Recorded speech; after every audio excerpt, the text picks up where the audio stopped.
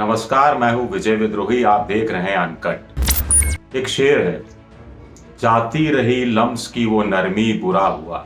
Lumps यानी हथेली का ये भाग कह सकते हैं, या फिर लकीरें हम कह देते हैं। जाती रही लम्स की ये नरमी बुरा हुआ, गिन गिन के सिक्के ये हाथ खुरदरा हुआ। लेकिन अब आपको सिक्के गिनने की जरूरत नहीं है। ये देखिए मेरे हाथ में सिक्के हैं, ये गिनने की जरूरत नहीं है। अब आपको ये नोट भी गिनने की जरूरत नहीं है, लेकिन फिर भी आपके पास सिक्के भी होंगे और नोट भी होंगे। कैसे होंगे? Crypto currency. क्रिप्टो करेंसी क्या है, इसका बारे में तो आप कुछ ना कुछ इधर उधर पढ़ते रहे होंगे, देखते रहे होंगे, लेकिन बड़ी बात है कि अब क्रिप्टो करेंसी पर बैन लगे, कितना लगे, कुछ रेगुलेशंस हों, क्या भारत सरकार खुद की क्रिप्टो करेंसी लाए, ये सारी चीजें अब एक निश्चित दिशा में जा रही है कि सरकार शीतकालीन सत्र में एक बिल लाने जा रही है जिसमें दो चीजें होंगी। एक, भारत की भी रिजर्व बैंक अपनी अलग क्रिप्टो करेंसी जारी करेगा, डिजिटल करेंसी होगी जो ये नोट जैसी नहीं होगी, यानी फिजिकल फॉर्म में नहीं होगी, वर्चुअल फॉर्म में होगी। और दूसरा, जो दूसरी तरह की 14,000 तरह की जो क्रिप्टो करेंसी पूरी दुनिया में चल रही है, जिसमें बिटकॉइन का नाम आपने बहुत सुना होगा, वो सब बैन कर दी जाएंगी। लेकिन कुछ शर्तें होंगी, कुछ नियामक होगा, कुछ रेगुलेशन होगा, कुछ टेक्नोलॉजी इनोवेशन से जुड़ी हुई शर्तें होंगी, ये तमाम चीजें होंगी। ये अभी कहानी साफ नहीं है। लेकिन आप कहेंगे कि साहब ये क्रिप्टो करेंसी आखिर क्या है, मतलब क्या भला है ये क्रिप्टो करेंसी, आखिर ये हम इसकी क्यों बात करते हैं, जो एग्जिस्ट ही नहीं करती, अस्तित्व ही नहीं है जिसका, जो वर्चुअल है, जो डिजिटल है। बटन आपको गिनना नहीं है, जैसे ये नोट है, ये गिनने की जरूरत नहीं है, आपको बटन दबाना है सिर्फ अपने लैपटॉप का, अपने मोबाइल का, और वहां से फिर ट्रांजैक्शन हो जाएगा। इसी तरह जैसे ये 500 का नोट है मेरे पास, इस 500 के नोट में महात्मा गांधी जी की तस्वीर भी लगी हुई है, और इसमें रिजर्व बैंक ने बनाया है ये नोट। मैं धारक को 500 रुपए अदा करने का वचन देता हूं, इसमें लिखा है मैं धारक को 500 रुपए देने का वचन देता हूं, अदा करने का वचन देता हूं, यानी इसकी कीमत 500 रुपए है और आपको कहीं भी कभी भी इसके 500 रुपए मिलेंगे, 500 रुपए की चीज मिलेगी आपको। लेकिन क्रिप्टो करेंसी के साथ ऐसा नहीं। फिर भी क्रिप्टो करेंसी, खासतौर से बिटकॉइन की बात इसलिए क्योंकि 2019 में, अब जैसे भारत डॉलर है, मान लीजिए भारत में रुपया है, अमेरिका में डॉलर है, एक डॉलर करीब 80 रुपए कुछ का है, रुपए का ऊपर नीचे थोड़ा बहुत उतार चढ़ाव आता है। लेकिन बिटकॉइन क्या है, एक बिटकॉइन 2019 में, मार्च 2019 में $5,900 का था, यानी करीब 4 लाख रुपए का एक बिटकॉइन था। पिछले साल इसकी कीमत बढ़कर $22,000 हो गई, यानी 16 लाख का हो गया।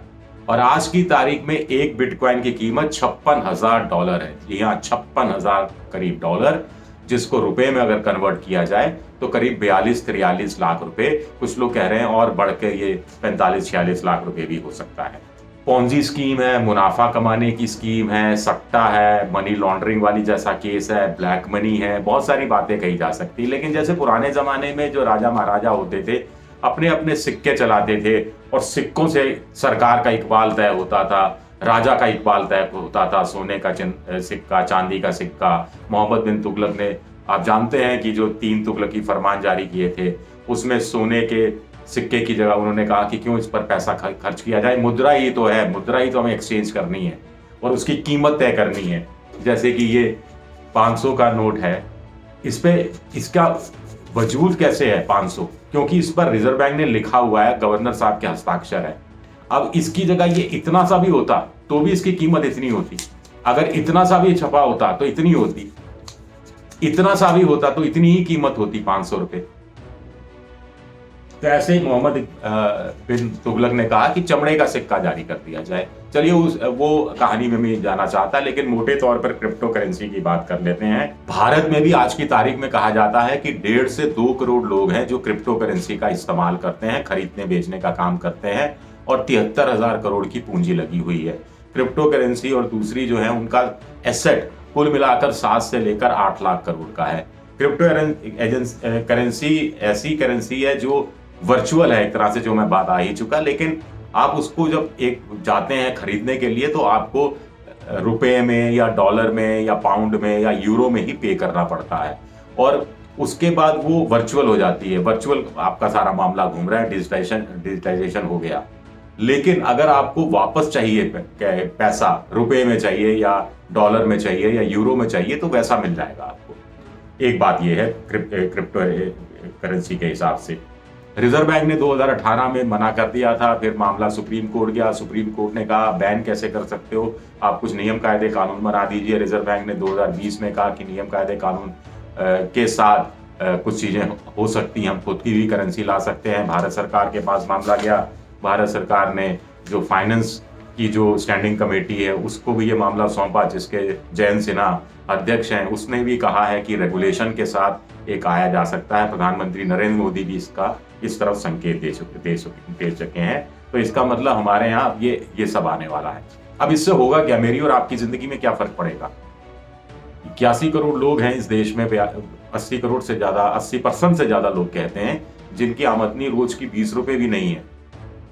तो $1 से कम की आमदनी है, ये कहा जाता है। बहुत बड़े वर्ग की आमदनी तो $1 से भी कम है, यानी 80 रुपए से भी कम है। तो ऐसे में वो क्रिप्टो करेंसी क्या तो खरीदेगा, क्या बेचेगा, नंगी नहाएगी क्या निचोड़ेगी क्या वाली बात है। तो फिर भी इसका बढ़ रहा है चलन, पूरी दुनिया भर में चलन, हिंदुस्तान में भी चलन। हिंदुस्तान की सरकार भी मजबूर हो रही है इस पर एक कानून बनाने के लिए, जिसमें कुछ पाबंदियों के साथ, कुछ रेस्ट्रिक्शंस के साथ, कुछ इनोवेटिव जो टेक्नोलॉजी के क्षेत्र में इनोवेटिव सुधार होंगे, उनकी कुछ शर्तों के साथ वो इनको रेगुलराइज करने की बात कह रही है। अब क्या होता है अंत में, संसद के अंदर किस तरह की बहस होती है, बहस से क्या निकल कर आता है। बिल तो रखा गया है, ड्राफ्ट है वो किस फाइनल क्या शक्ल लेता है ये हमें नहीं मालूम। लेकिन क्रिप्टो करेंसी के बारे में कुछ और बातें हम कह सकते हैं, करना चाहते हैं कि एक तो ये भला ही इसका डॉलर से लिंक हो, लेकिन इसमें जवाबदेही किसी की तय नहीं है, पारदर्शिता नहीं है, कब ऊपर चला जाएगा कब नीचे चला जाएगा। जैसे कोई भारत किसी देश की कोई करेंसी मुद्रा होती है, तो मुद्रा क्यों होती है? मुद्रा के 3 काम होते हैं कि एक तो वो सरकार की नजर में होनी चाहिए मुद्रा की करेंसी क्या है, दूसरा उसमें पारदर्शिता होनी चाहिए, जवाबदेही होनी चाहिए, और तीसरा उसका ऑडिट हो सके। लेकिन क्रिप्टो करेंसी का में ये सारी चीजें शामिल नहीं है। उसके बावजूद भी लोग बड़ी संख्या में ये खरीदने बेचने का काम कर रहे हैं। अमेरिका में तो कहा जाता है कि माइक्रोसॉफ्ट और बड़ी बड़ी कंपनियों का आधा जो कारोबार है वो क्रिप्टो करेंसी के थ्रू ही, उसके माध्यम से ही होने लगा है। इसके खिलाफ जो बातें कही जा रही हैं, कहा जा रहा है कि साहब बहुत ज्यादा ऊपर बहुत ज्यादा नीचे हो जाता है, और कुछ लोग तय करते हैं। यहाँ भारत के में रिजर्व बैंक है, सब जगह पूरी दुनिया भर में एक सेंट्रल बैंक होता है जो रिजर्व बैंक वहां का कहलाता है। वो देखता है कि मुद्रा का इतना अवमूल्यन नहीं हो। आपने देखा होगा कि डॉलर के अगर और ज्यादा महंगा हो गया डॉलर, तो भारत सरकार क्या करती है कि डॉलर खरीदना शुरू कर देती है ताकि डॉलर का रेट थोड़ा कम हो जाए। डॉलर महंगा हो जाता है तो भारत की जो आयात करता है वो महंगा हो जाता है, लेकिन भारत जो निर्यात करता है उसके दाम अच्छे मिलने लगते हैं। लेकिन ये चीजें कुछ रेगुलेट होती हैं। भारत सरकार को पता होता है, क्योंकि बैंक अकाउंट है वो आधार से लिंक है, पैन नंबर से लिंक है, इनकम टैक्स की नजर रहती है, ईडी की। लेकिन यहाँ क्रिप्टो करेंसी में ये सब कुछ नहीं रहने वाला। मोटे तौर पर ऐसा कहा जा रहा है, ऐसा काला धन है जिसकी ट्रेल नहीं हो सकती, जिसको ट्रेल नहीं किया जा सकता, जिसके बारे में पता नहीं लगाया जा सकता, ये बात कही जा रही है। एक और इसमें कहा जा रहा है कि इससे सरकार को राजस्व का घाटा होता है, क्योंकि लोग शो नहीं करते। हम और आप जो कमाते हैं, जो खर्चते हैं, सब नजर में रहता है, उसके हिसाब से टैक्स सब देते हैं।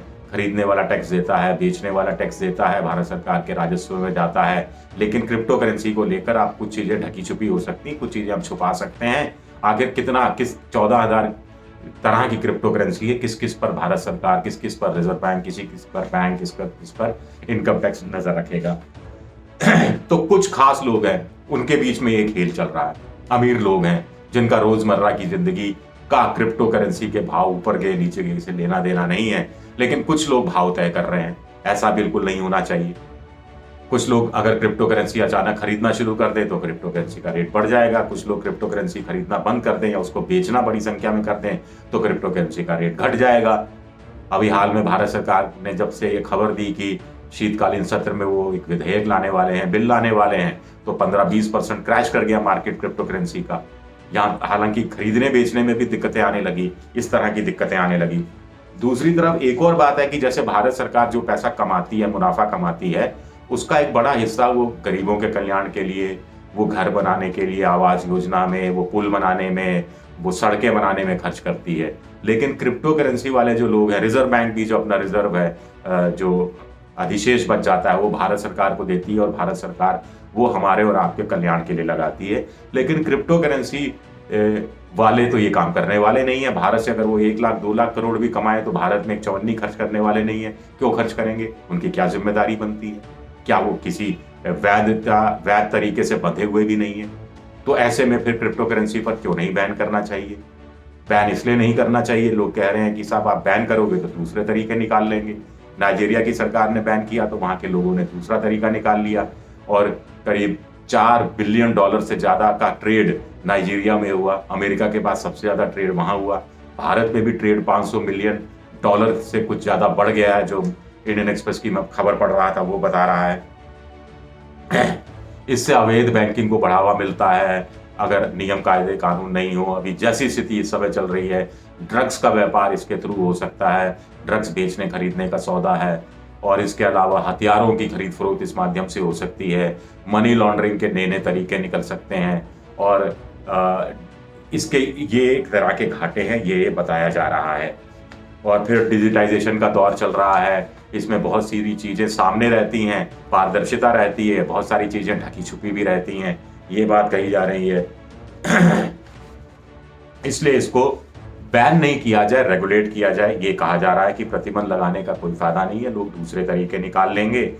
तो जब अगर हम इसको रेगुलेट कर लेंगे तो डिजिटली हम ट्रैक कर सकेंगे कि किसने कितनी क्रिप्टो करेंसी खरीदी, किस काम से खरीदी, उस क्रिप्टो करेंसी का कैश कहाँ कराया अगर कराया तो, और वो जो कैश कराया उसके बाद उस कैश का क्या किया, या उसके कन्वर्ट करा दिया। मान लीजिए मेरे पास क्रिप्टो करेंसी है, मैं न्यूयॉर्क चला गया, न्यूयॉर्क में मैंने उसको डॉलर में कन्वर्ट करा लिया, फिर वहां से मैंने कुछ और जो भी खरीदा बेचा वो सारा रिकॉर्ड में आ सकता है। इसके लिए एक अलग से वैलेट बन सकता है, बटुआ बन सकता है, और भारत सरकार कह सकती है कि जिसको क्रिप्टो करेंसी में डील करना है इस बटुए के थ्रू डील करें, और भारत सरकार को पता होगा कि इस बटुए से कितना पैसा गया, कितना पैसा आया, इसमें कितना मुनाफा है, और इस हिसाब से वो टैक्स दे रहा है, इनकम टैक्स दे रहा है या नहीं दे रहा है, या गलत धंधों में लगा हुआ है या नहीं लगा। और सबसे बड़ी बात होगी कि ऐसा कोई बटुआ बन जाएगा तो भारत सरकार आसानी से कह सकेगी कि बटुए के बाहर जिसने भी, इस वैलेट के बाहर जिसने भी क्रिप्टो करेंसी खरीदी बेची, तो वो सब ब्लैक मनी के तहत आएगी, काले धन के तहत आएगी, जिसके खिलाफ कार्रवाई अभी जो काला धन के खिलाफ कार्रवाई करने का जो कानून है उसके तहत की जा सकेगी। ये नोट है, पैसे हैं, इससे हम बाजार में जाके चाय पी सकते हैं, चाय वाले को नोट दिया, चाय 10 रुपए दिए, एक कप चाय पी। क्रिप्टो करेंसी में आप नहीं कर सकते कि साहब ये क्रिप्टो करेंसी ये ले ले मुझसे और 1 कप चाय दे दे, और उसने मुझे चाय दे भी दी तो इतनी तेजी से रेट ऊपर नीचे होते हैं कि जब तक आप चाय का आखिरी घूंट पिएंगे तब तक पता लगेगा कि रेट बढ़ गया या घट गया। ये भी एक कहानी है। दूसरा, तय करना है कि क्रिप्टो करेंसी को रोजमर्रा की करेंसी बनाना है या इसको एक कॉमोडिटी का रूप देना है। जैसे सोना है, इन्फ्लेशन जब होता है तो लोग ज्यादा सोना खरीद लेते हैं, तो इसको सोने की तरह रखना है। सोना खरीद के लोग रख देते हैं कि ये डेड इन्वेस्टमेंट है, लेकिन फिर भी चलिए इसके दाम तो बढ़ते ही रहेंगे। या फिर इसको एसेट के रूप में, परिसंपत्ति के रूप में लेना है। परिसंपत्ति यानी जो अचल संपत्ति है, अचल यानी जो मूवेबल नहीं है, जैसे घर है, हवेली है, खेत है, फार्म हाउस है, इस रूप में लेना है। कोई फ्लैट है, कोठी है, इस रूप में लेना है। तो ये भी एक सरकार को तय करना पड़ेगा, ये विशेषज्ञ कह रहे हैं। कुल मिलाकर सरकार का मतलब ये है, रिजर्व बैंक का भी मतलब ये है कहने का कि जो भी मुद्रा का चलन हो रहा है या जिस भी मुद्रा करेंसी में भारत के लोग डील कर रहे हैं, उसके लिए जरूरी है कि वो भारत सरकार की नजर में हो, भारत सरकार को पता हो, उसमें पारदर्शिता हो, उसमें जवाबदेही हो। अभी आपकी क्रिप्टो करेंसी डूब गई या आपके साथ कुछ गलत हो गया तो आप किसी थाने में जाकर एफआईआर भी दर्ज नहीं करा सकते, क्योंकि कोई नियम कायदा कानून बना ही नहीं है। क्रिप्टो करेंसी को लेकर किसी दूसरे देश में कोई फ्रॉड हो गया तो भारत सरकार उस सरकार के से भी नहीं अनुरोध कर सकती, इंटरपोल से भी अनुरोध नहीं कर सकती, क्योंकि कोई नियम कायदा कानून बना ही नहीं है, कोई रेगुलेटरी बॉडी बनी ही नहीं है। बैन है या नहीं है ये कुछ तय नहीं है। चीन ने हर तरह की क्रिप्टो करेंसी पर बैन लगाया है, हाल में लगाया है, उसके नतीजे क्या होते हैं ये देखना दिलचस्प रहेगा। लेकिन भारत के लिए जरूरी है कि भारत के लिए जब ये कहा जा रहा है कि ये भविष्य की करेंसी है, तो भविष्य की करेंसी से भारत मुंह नहीं मोड़ सकता, ये बात अपनी जगह सही है। तो ऐसे में कानून बनाने से पहले बहुत इसमें चर्चा की जरूरत है, सभी स्टेक होल्डर से बातचीत करने की जरूरत है, अन्य देशों के साथ भी थोड़ा अध्ययन किया जाए, उनके कानूनों का अध्ययन किया जाए। वो कि बहुत सारे देशों में ये लीगल भी है, इलीगल भी है, लेकिन किसी ने इसको लीगल टेंडर के रूप में घोषित नहीं किया है।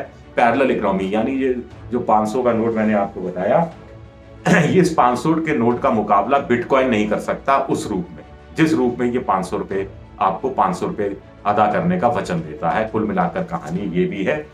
और ये नोट है, नोट आकार है, साइज है, इस पर कुछ चीजें हैं। बिटकॉइन क्या है किसी को पता ही नहीं है, लोग लाखों रुपया करोड़ों रुपया बिटकॉइन पे इन्वेस्ट कर रहे हैं, लेकिन ये डिजिटल करेंसी इसी रूप में हमारे सामने आ रही है।